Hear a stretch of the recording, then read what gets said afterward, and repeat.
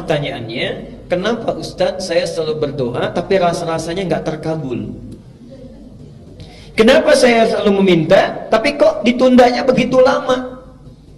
Mintanya sudah bertahun-tahun tertentu, memohonnya sudah lama, tapi sampai sekarang belum terkabulkan juga. Barangkali, mohon maaf, kita akan termasuk dalam golongan yang mungkin bukan sekedar ditunda dengan panjang, tapi boleh jadi termasuk yang ditolak doanya.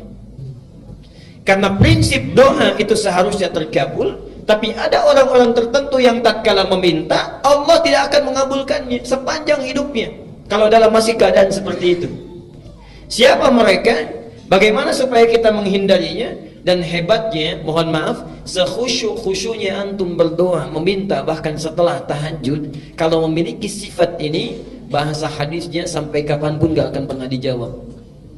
Jadi nanti kita akan evaluasi kalau ada di antara kita saat ini yang sering kali berdoa meminta padahal sudah menangis, bangun sholat tiap malam, boleh jadi belum terkabul atau tidak terkabul karena punya sifat-sifat yang mungkin kita akan tampilkan. Baik, ini bagian yang pertama. Sudah?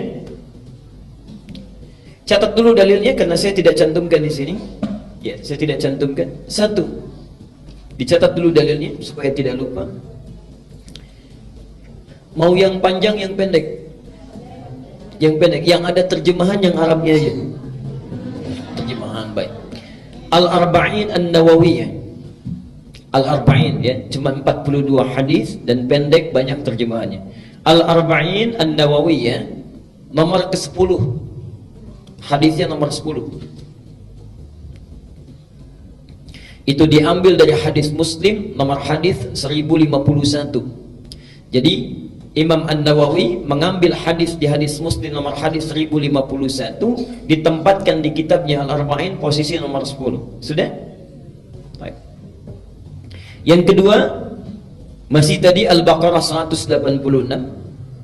Quran surah 2 Al-Baqarah 186. Kemudian Al-Isra surah 17, Al-Isra surah 17 ayat 110, ayat 110. Kemudian Adz-Dzariyat, Adz-Dzariyat ini contohnya surah 51 ayat 55 sampai dengan 60 terakhirnya, 55 sampai dengan 60. Sudah? Baik. Nah, sekarang mari kita lihat dan kita evaluasi dan kemudian kita berhenti di titik ini. Bapak dan Ibu sekalian, di antara sunnah Nabi setelah kita tahajud, kemudian kita duduk khusyuk beristighfar, lalu memohonkan hajat kita kepada Allah Subhanahu wa taala yang ingin kita mohonkan. Nah, penting diketahui, sebelum kita memohon kepada Allah, ada sunnah Nabi yang lain terkait dengan adab-adab berdoa. Bagaimana supaya berdoa itu mudah sampai kepada Allah, cepat diterimanya dan langsung dikabulkannya. Baik. Bagian yang pertama, ini sunnah Nabi-nya. Hendaklah setiap orang yang berdoa mempersiapkan perangkat dirinya dengan halal dan baik. Saya ulang. Hendaknya setiap orang yang akan berdoa mempersiapkan perangkat dirinya. Perangkat diri itu berarti pakaiannya ya. Kemudian apa yang dia kenakan, apa yang dia makan ya, apa yang ada di sekitarnya. Jadi sebelum berdoa pastikan dulu itu halal, pastikan baik ya. Jadi jangan sampai misalnya antum berdoa sudah menangis terseduh-seduh, disebut nama Allah Asmaul Husna, dipanjatkan di pertengahan malam, tapi pakaiannya haram, makanannya haram, yang dikenakannya haram, sajadahnya haram. Bagaimana bisa dijawab itu? Apa dalilnya? Hadis riwayat Muslim nomor hadis 1051 di Al-Arba'in nomor ke-10. Hadisnya dari Abu Hurairah. An Abi Hurairah radhiyallahu anhu qala. Hadis ini disampaikan dari Abu Hurairah, semoga Allah memberikan ridha kepadanya. Qala Rasulullah sallallahu alaihi wasallam, Rasulullah sallallahu alaihi wasallam pernah bersabda, "Innallaha thayyibun la yaqbalu illa thayyiban." Sungguh Allah itu maha baik, sifatnya baik, keadaannya baik. Karena Allah itu sifatnya baik, maka tidak akan pernah menerima apapun kecuali dari yang baik-baik. Ya. Jadi ingat, doa itu sangat suci, akan berlabuh di tempat yang suci. Allah yang maha suci tidak akan menerima doa itu yang berasal dari yang tidak suci. Jadi sebelum antum berdoa, sucikan dulu diri kita, sucikan perangkat kita, apa yang kita kenakan, apa yang kita gunakan. Kemudian Nabi menyampaikan, wa innallaha amaral mu'minina bima amara bihil mursalin, dan Allah memerintahkan kepada orang-orang yang beriman dalam hal berdoa seperti perintahnya kepada para rasul yang diutus. Kenapa doa disandingkan dengan iman? Ingin menunjukkan pesan bahwa satu, hanya orang yang punya keimanan yang kuat yang mau khusyuk berdoa kepada Allah. Artinya kalau antum dalam hidup tidak pernah berdoa, ada sesuatu yang salah dalam imannya. Dan yang terakhir, perhatikan, setelah membacakan 2 ayat Quran, ada yang menarik. Thumma dzakara rajula, kemudian mengisahkan tentang kisah seorang laki-laki yutilus safar, dia menempuh perjalanan yang panjang. Di antara syarat diijabah doa dengan cepat orang yang dalam keadaan safar. Karena itu saya sangat mohon sebesar-besarnya, kalau ada orang yang sedang safar, awas beda ya, antara safar dengan zahab itu lain. Kalau zahab itu perjalanan kurang lebih di bawah 82 km, itu zahab. Jadi kalau Bapak Ibu menempuh perjalanan di bawah 82 km, 0 sampai 82, itu zahab namanya. Zahaba yadhhabu. Ana al-yawm adhhab ila Jami' al-Azhar. Saya hari ini akan pergi ke Masjid Al-Azhar. Dekat ya? Enggak sampai 80 kilo. Itu zahab. Tapi kalau lewat dari situ, apalagi panjang sekali, sudah zona waktunya berubah, itu disebut dengan safar. Safar. Orangnya disebut dengan musafir. Kalau orang sudah musafir, sudah safar, berlaku beberapa ketentuan hukum. Satu, boleh dia menjamak, bahkan boleh dia qasar. Lihat An-Nisa misalnya di ayat 101 disebutkan di sana, wa idza darabtum fil ardi falaysa 'alaikum junahun an taqsuru minas shalah. Kalau Anda bepergian di muka bumi dengan jarak yang cukup jauh, tidak ada dosa kalau ingin mengqasar salat. Yang kedua, ini yang paling hebat, dan ini yang harus betul-betul kita renungkan dan praktekkan. Dalam keadaan safar itu, Allah akan cepat mendengar dan mengabulkan doa yang dipanjatkan. Jadi kalau Bapak Ibu sedang safar, daripada banyak membicarakan hal yang tidak perlu, lihat sana sini dikomentari, kadang-kadang menggosipkan orang lain, tinggalkan yang tidak penting. Kenapa tidak diisi dengan zikir dan doa? Barangkali cara Allah saking sayangnya kepada kita, orang lain doanya belum dikabulkan, ibu bapak dibuat safar supaya saat safar itu Allah mengabulkan doa yang belum terkabul itu. Jadi kalau ada yang ingin sedang umrah, berangkat umrah, atau perjalanan dari sini ke Jawa, ke Sumatera dan sebagainya, saat di pesawat, di kereta, di bis, ayo perbanyak doa. Barangkali itulah cara Allah untuk mengabulkan doa kita, ya. Subhanallah. Itu bagiannya yang pertama. Nah, orang ini sudah memenuhi syarat yang pertama, doanya mesti terkabul, yutilus safar. Tidak cukup dengan itu, asy'atha aghbara. Dan subhanallah, saking capeknya, sampai pakaiannya sudah kumal, wajahnya sudah berantakan penuh dengan debu. Jadi orang ini datang jauh-jauh untuk berdoa mendekat kepada Allah. Satu perjalanan yang dikabulkan, safarnya, doanya cepat dikabulkan oleh Allah, adalah perjalanan yang diniatkan karena Allah subhanahu wa ta'ala. Tapi ada satu perjalanan hebat yang bukan safar, ya, walaupun dekat, tapi kalau kita berdoa saat itu dikabulkan doanya oleh Allah subhanahu wa ta'ala. Itulah perjalanan orang yang menuntut ilmu. Jadi saat Bapak Ibu berangkat dari rumahnya sampai ke majelis ilmu, sampai kembali lagi, itu subhanallah, malaikat sedang menanti kita mau minta apa itu sama Allah. Saat kita meminta, malaikat mengaminkannya. Hadisnya sahih di 3 hadis utama. Hadis Muslim nomor hadis 1389, At-Tirmidzi nomor hadis 2682, Ibnu Majah nomor hadis 219. Hadisnya dari Abu Darda. Ini ada orang yang jalan kaki dari Madinah datang ke Syam, ke Syria, Damaskus, ya. Sekarang Syria, Palestina, Jordania, Syria disebut dengan Syam ya, dulu. Datang ke sana karena mendengar informasi ada sahabat Nabi Abu Darda, Umar nama aslinya ya. Darda itu laki-laki perempuan. Tuh, kita sudah keliru. Laki-laki perempuan. Laki-laki itu sudah keliru kan? Saya ulang sekali lagi. Laki-laki perempuan. Perempuan. Tahu dari mana? Pastikan dulu, kita lihat dulu sumbernya ya.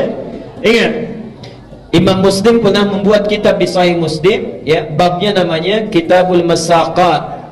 Bab al-isnadu minad din. Kalau belajar apa-apa ditelusuri dulu ilmunya dari mana, sumbernya dari mana. Darda itu bukan laki-laki tapi perempuan. Perempuan. Jadi sahabat Nabi ini asalnya orang yang sangat kaya, punya toko banyak, melimpah hartanya. Saat Nabi datang belum masuk Islam. Singkatnya satu kali, subhanallah, singkatnya beliau masuk Islam berubah menjadi zuhud ya. Segala hartanya disedekahkan, mendekat kepada Allah, subhanallah. Harta yang dia kumpulkan digunakan untuk kepentingan Allah dan Rasulnya. Dan yang paling hebat ada dua hal. Satu, punya teman karib yang selalu menunjukkan kepada kebaikan. Ini contoh bagi kita. Silahkan nanti lihat di Riyadhus Shalihin, itu ada pembahasannya. Teman karibnya Salman Al-Farisi. Ada bab, Imam An-Nawawi menempatkan hadis ini, menyampaikan bab 31 kalau tidak keliru. Salman berkunjung ke rumah Abu Darda. Saat itu Abu Darda sedang puasa. Ketika Salman disuguhi, kata Abu Darda, silahkan makan. Kata Salman, kenapa engkau tidak makan? Saya puasa, saya tidak akan pernah makan sebelum engkau juga makan bersama saya. Ada banyak kisah yang bisa kita gali itu. Nah, Abu Darda ini kenapa disebut dengan Abu Darda? Karena Uwaimir ini punya putri perempuan yang sangat cantik, luar biasa, namanya Darda. Darda inilah ditaksir banyak orang, sampai saat itu ditaksir oleh gubernur Syams. Tidak perlu saya sebutkan orangnya. Ditaksir ingin dinikahi, maharnya besar luar biasa, tapi subhanallah ditolak oleh Abu Darda ini dengan kalimat yang sangat indah sekali. Saya sudah merawatnya puluhan tahun untuk dekat dengan Allah. Sekarang dia sudah baik. Saya tidak ingin titipkan pada keadaan seseorang yang kalau dia menjadi pasangan anak saya, bisa lupa dia dengan ketaatan yang telah saya bina itu. Anda bisa bayangkan, kalau bapak ibu misalnya punya anak perempuan, dilamar oleh orang kaya, punya kedudukan besar, segala bisa dikabulkan, diterima atau sulit untuk ditolak? Hah? Baik. Diterima atau sulit untuk ditolak? Dia Abu Darda menitipkan harapannya kepada Allah. Menitipkan harapannya kepada Allah. Dunia besok lusa berakhir. Lihat pikiran panjangnya. Jadi visi seorang mukmin itu mesti panjang. Antum ngitung-ngitung dunia, pernah nggak ngitung-ngitung akhirat? Saldo bank saya sekarang sekian, oh debitnya sekian, kreditnya sekian, saldo sekian. Pernah nggak ngitung saldo akhirat kita sekarang berapa? Ya Allah, debit saya sekarang, oh ini semalam nggak tahajud berarti nggak dapat. Ya subuhnya kesiangan berarti yang dapat pahala sekian, dosanya sekian persen. Saldonya berapa? Orang cerdas itu makanya disebut oleh Quran tuh ulul albab. Ulul albab itu yang bukan cuma ngitung-ngitung dunia, tapi pikirannya langsung tersambung ke alam akhirat. Visinya jauh. Visinya jauh. Abu Darda punya visi jauh. Sekarang kamu jadi gubernur, bagaimana kalau sudah menikah pimpinan berganti? Jauh visinya. Dititipkan kepada orang soleh, menikah dengan orang itu, lahirlah keturunan-keturunan yang soleh. Dan subhanallah, Bapak Ibu sekalian, Abu Darda hafal banyak hadis. Di antara hadisnya ada yang tidak diketahui oleh sahabat manapun. Orang ini datang dari Madinah, subhanallah, kota Nabi, berjalan kaki. Bu, bayangkan, tadinya naik unta, kemudian dijual untuk bekal, jalan kaki. Jarak Madinah ke Syria sekarang kurang lebih sehari semalam kalau pakai bis. Kalau jalan kaki kira-kira berapa lama? Jangan dulu dijawab, sudah pernah atau belum? Okay. Dan jangan bayangkan situasinya seperti sekarang. Subhanallah, datang jalan kaki, sampai di sana bertemu Abu Darda, terlihat seperti orang kecapean, kelelahan, dalam fisiknya, tapi wajahnya memancarkan senyuman. Orang ini, kata Abu Darda, ya akhil karim, a'indaka haja? Saudaraku, Anda punya keperluan apa katanya? Kata orang ini langsung singkat, padat, lugas, tegas. Uridul hadis. Saya pengen hadis. Saya dengar ada hadis yang pernah disampaikan oleh Anda, tidak dimiliki oleh sahabat yang lainnya. Uridul hadis. Saking bingungnya Abu Darda, jauh-jauh jalan kaki ke sini cuman pengen satu hadis. Kata Abu Darda ditanya, "A'indaka haja ukhra?" Apa Anda tidak punya kebutuhan yang lainnya? La, faqat uridul hadis. Tidak, saya cuman pengen hadis saja.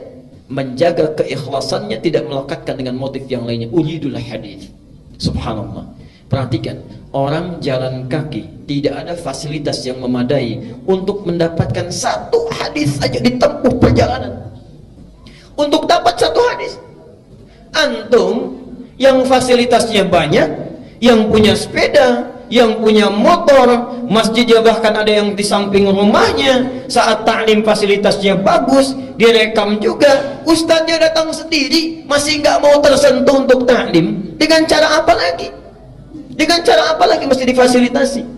Dan itu bukan 1-2 hadis, kadang-kadang satu pertemuan bisa 3-5 hadis. Ada muridnya Imam Malik datang, saya ingin hadis katanya. Ditolak oleh Imam Malik, tidak. Nunggu di luar sampai bosan, kata Imam Malik pada yang bantu beliau, khadim beliau, cambuk dia katanya. Cambuk ini bukan marah, untuk menguji kira-kira masih bertahan nggak. Ketika dicambuk sampai 40 kali, dicambuk, Anda zalim kepada saya, kata orang ini. Saya sudah menjual apa yang saya punya. Jadi orang ini menjual apa yang dia miliki, kekayaannya dan sebagainya, hanya untuk menempuh perjalanan supaya belajar hadis pada Anda. Anda zalim pada saya. Baik ya. Kata Imam Malik, kalau begitu saya ingin balas kezaliman saya. Apa yang bisa saya lakukan?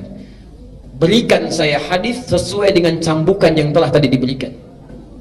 Jadi dicambuk 40 kali, minta 40 hadis. Begitu disampaikan 40 hadis oleh Imam Malik, kata orang ini, tolong cambuk saya lagi sebanyak-banyaknya, belum cukup hadisnya. Ada orang yang dicambuk sekedar untuk belajar. Antum tidak pernah dicambuk, dikasih fasilitasnya, bahkan hari Kamis dikasih takjilnya, dikasih buka puasanya, dikasih bukunya, dikenyangkan perutnya, ustadznya datang. Tadi ada pertanyaan, yang nggak puasa boleh buka nggak? Boleh. Gampang, di sini manhajnya sederhana. Yang nggak puasa buka, yang mau dimakan, yang puasa yang makannya. Singkat ya. Baik. Sekarang perhatikan. Jadi orang ini ketika datang langsung disampaikan hadisnya. Hadisnya tentang ta'lim. Ini yang hebat, yang dalam perjalanan tidak mengenal jauh, dekat pun doanya dikabulkan. Man salaka tariqan yaltamisu fihi ilman sahhalallahu lahu tariqan ilal jannah. Jangan baca sampai di sini, lihat yang di Ibnu Majah. Wa innal malaikata la tad'u ajnihataha ridan li talibil ilmi wa hatta al-hitana allati fil bihar. Orang yang menyiapkan dirinya menempuh satu perjalanan, salaka itu mau dekat mau jauh saya tempuh ya. Jadi orang yang serius menyiapkan dirinya menempuh satu jalan, yaltamisu fihi ilman. Kalimat iltamasa itu bukan sekedar belajar, menyiapkan perangkatnya supaya bisa diraba, dicatat, dilihat. Perhatikan, sahhalallahu lahu tariqan ilal jannah. Balasan pertama, Allah akan mudahkan langkahnya menuju surga karena ilmunya. Yang kedua, perhatikan, wa innal malaikata, setiap dia akan berangkat, malaikat itu membentangkan sayapnya, ridwan li talibil ilmi, memberikan ridha kepada para penuntut ilmu. Ridhanya malaikat itu punya 2 makna. Satu, memohonkan ampunan, al-istighfaru lahu, dan yang kedua, mengaminkan doa setiap yang dimohonkan oleh para penuntut ilmu. Jadi tolong pakai ini sunnahnya. Setiap berangkat dari rumah sampai sini, sampai pulang lagi, gunakan sunnahnya. Jangan cuma di jalan lihat pohon bagus, dikomentari bagus. Lihat rumah orang-orang yang bangun, kita yang komentar. Lihat orang jalan olahraga, kita bawakan, sampaikan pada teman. Duh, orang itu ya jam segini olahraga, harusnya taklim. Udah ria tuh. Banyak yang dibawa. Kenapa kita tidak gunakan dengan zikir istighfar pada Allah? Perbanyak doa mendekat kepadanya. Subhanallah, itu taklim.